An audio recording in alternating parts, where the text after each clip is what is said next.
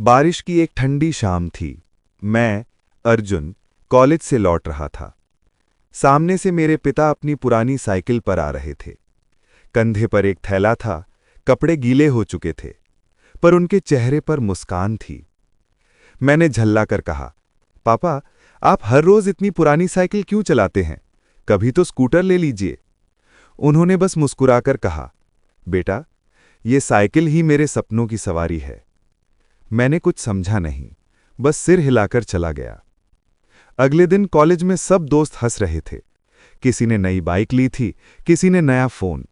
मुझे शर्म आने लगी कि मेरे पापा तो अब तक साइकिल पर जाते हैं।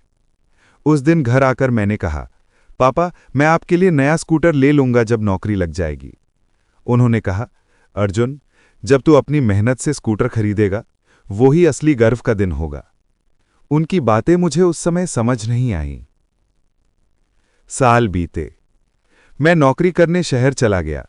पहली तनख्वाह मिली तो सबसे पहले सोचा पापा के लिए स्कूटर खरीदूंगा।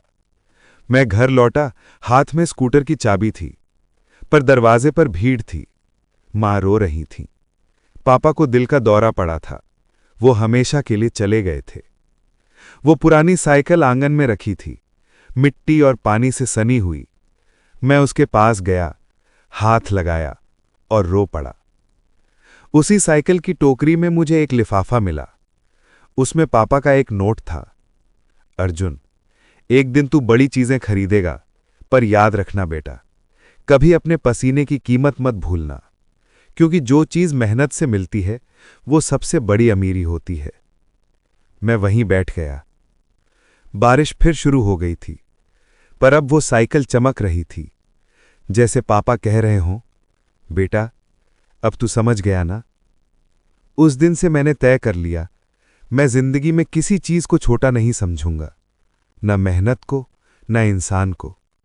आज मेरी बड़ी कंपनी है, कार है, सब कुछ है, पर मेरे ऑफिस के एक कोने में वो पुरानी साइकिल अब भी रखी है, क्योंकि वो सिर्फ लोहे का टुकड़ा नहीं, मेरे पिता का सपना है। सीख।